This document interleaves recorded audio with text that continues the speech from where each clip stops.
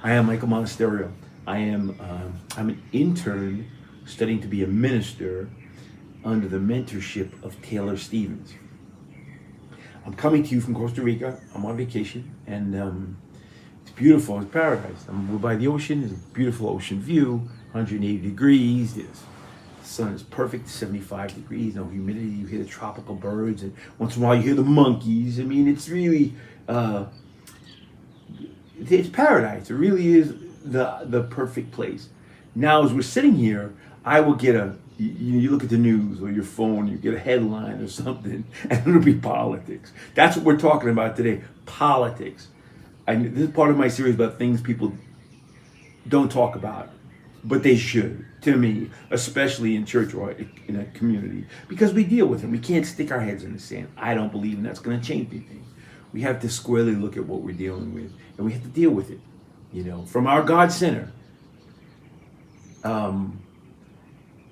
Okay, so I'm going to say a few things that are probably going to piss people off, because it's not I'm trying to shock anybody, but I think we need to be bluntly honest when we talk about these things, because the same experiences you're going through, I'm going through.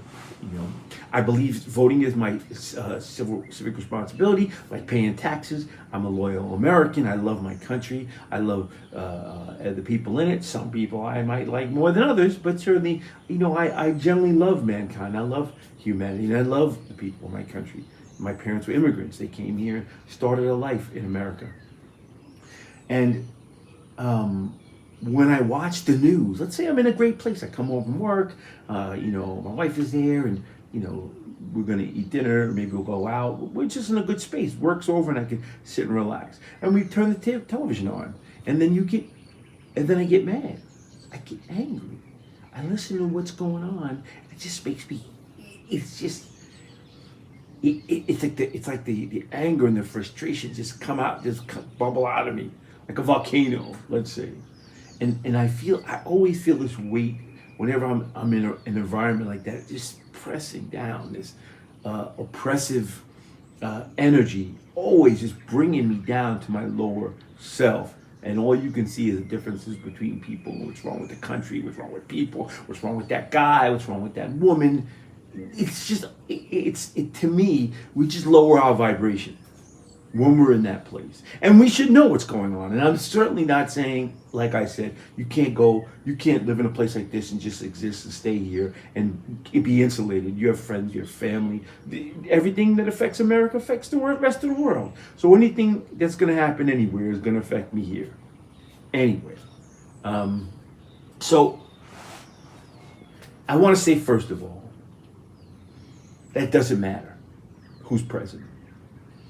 It doesn't matter what party is in office. That's what I'm trying to say. It doesn't matter, because if it was red or was blue, some people will be angry anyway. It will be angry if somebody else won. It will be angry with how many. I'm not young. I'm 60. I'm 60 years old. I mean, I have been through so many presidents in my life. And as bad and as good as it sounds or it gets, in America, it's been some bad places and some close calls and what have you. But basically, I've made it through. We've all made it through. And here we are at this place, and really not a terrible place to be for us right now. For you at this moment, at this second. There might be some people worse off than I am right this second. Some people better off than I am this second. But that's not even the point.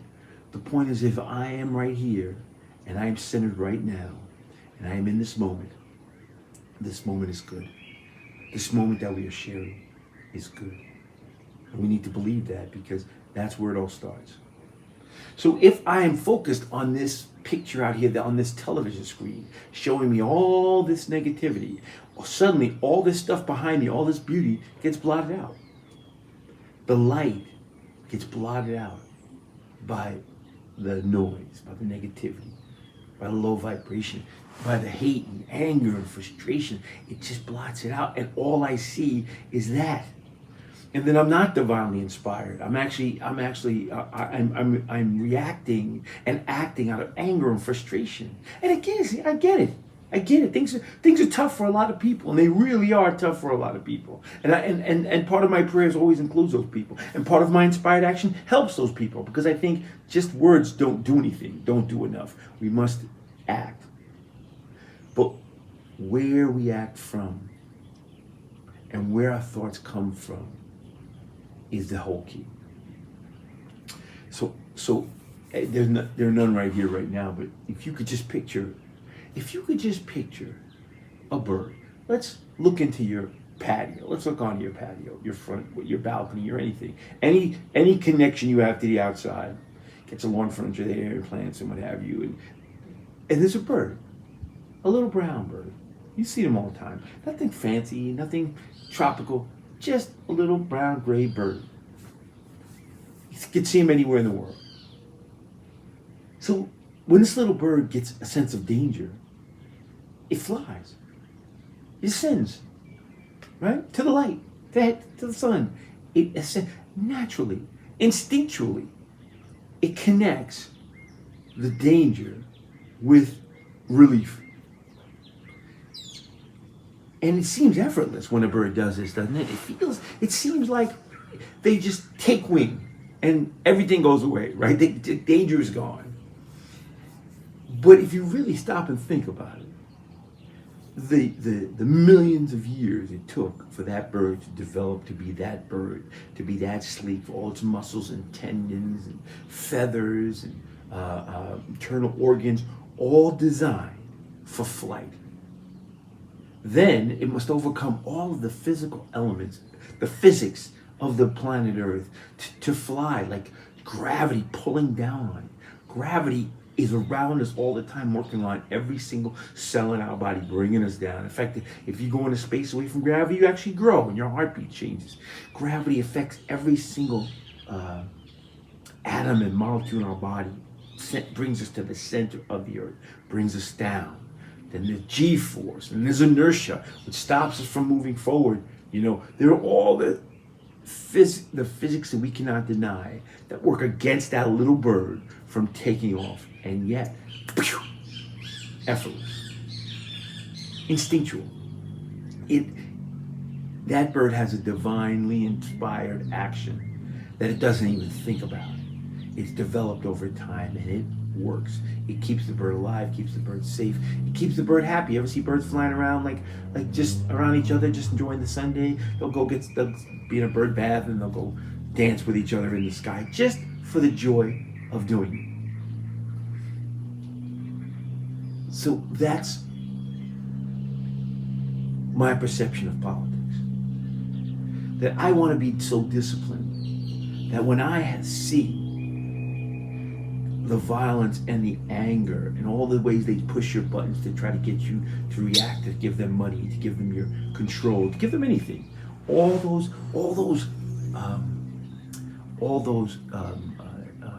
tricks they use, right, and switches they push to get you to feel this way. I think that I have to discipline myself to take flight. I have to discipline myself to look and turn towards the light, to let my spirit turn towards the light. I will lift my eyes to the hills where cometh my help. My help cometh from the Lord. It just means just transcending that piece. For example, I always go back in history. I love history. So the Nazi Germany, we thought the Nazi Germany at one time, if you were in Europe, you said Nazis are going to rule the world. They are. Their army's better. They're organized. They're efficient. And then whoever Nazis don't like, we can't like, because they're going to be in control. The world, most of the world, really had the concept that we're all going to be speaking German in a few generations.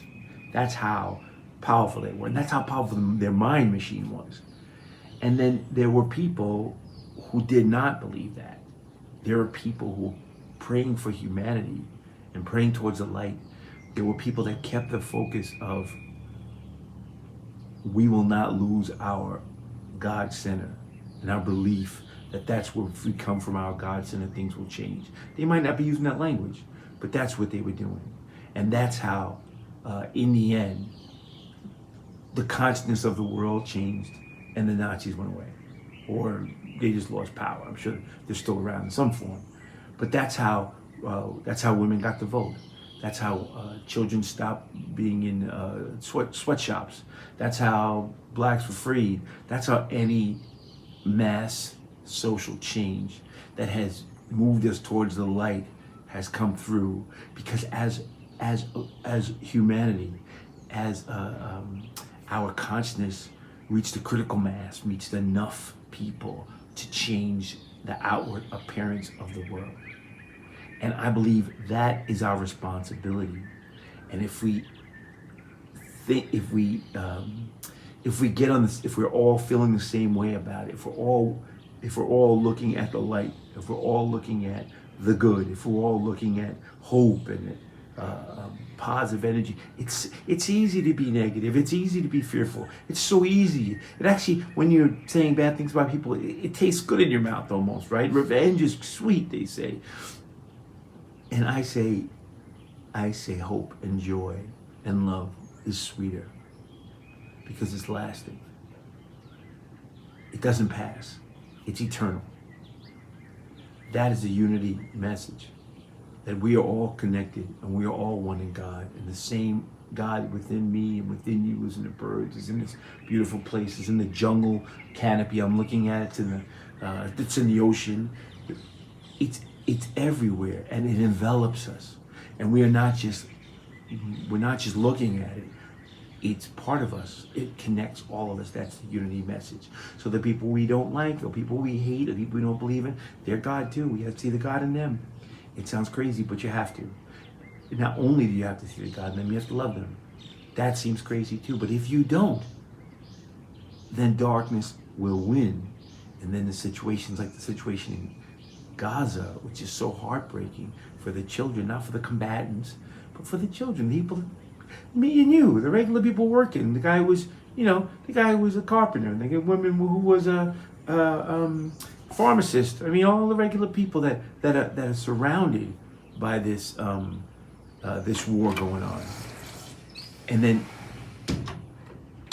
we are praying and meditating and reaching our higher vibration to save them, to save everyone. And our intention and our inspired action, once not just enough to think it, we must act on it. We must behave that. We must treat each other that way. It's not just words. Invest your money in things. I mean, it has to be a complete committing yourself spiritually, emotionally, physically, for the world to be better, for it to work. And then suddenly, when we ascend, and when we're in that place, and when our actions and our thoughts are in unity, and it's towards the light, suddenly the politics don't matter. The politics don't matter. I don't care right now who the president is. In fact, when I'm home and I'm meditating, or I'm praying, or I'm looking at the ocean. I live in a beautiful area, so I can look at the ocean. Or actually, even when I'm not in a beautiful area and I'm just looking at the sunshine, I'm hearing the birds, I'm looking at the trees. When I'm looking at the light, when I'm focusing on the light, when I'm ascending to that place, politics don't matter, because they really don't. It's people manipulating us out of fear, and it's a lower vibration. So what I'm asking you is to fly with me.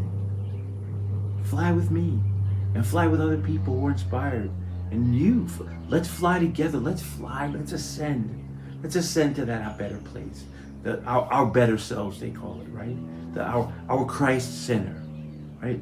Some people are offended by but that's what all the avatars were pointing in that direction. Buddha and Maharishi, and all of them, they all were saying, if you want to change the world, change you. And that's my focus. And that's where I want to be. And it's hard to be there all the time, but once I do it, once we can do it, it'll be instinctual. We will go to the light, ascend immediately, just like a bird. Just like a bird, you hear some negativity and your heart goes up. I know it's possible because people have done it. Because that's where all the Christs have pointed to us. It's real. Don't even let the religious words hold you down. Don't let any words hold you down, because the words don't matter. But hear the truth in what I'm saying. Hear the truth that transcends barriers and my skin color and my financial position or my country. Hear that truth that we all have, and let's share that truth, because I know it touches the truth in you. That's the point. That's the vibration. That's where we have to look, to the light. So come and fly with me. Remember that old airline ad? Come fly with me, though. Come ascend with me. Because I need you. I can't do it by myself. The world needs us. The world needs people to ascend. It needs everyone to ascend. But it has to start with you. It has to start with me. Let's get to that place. And that is the truth. And the truth will make you free. And for this purpose, I was brought into the world. And so it is. I hope you have a wonderful day today. Amen.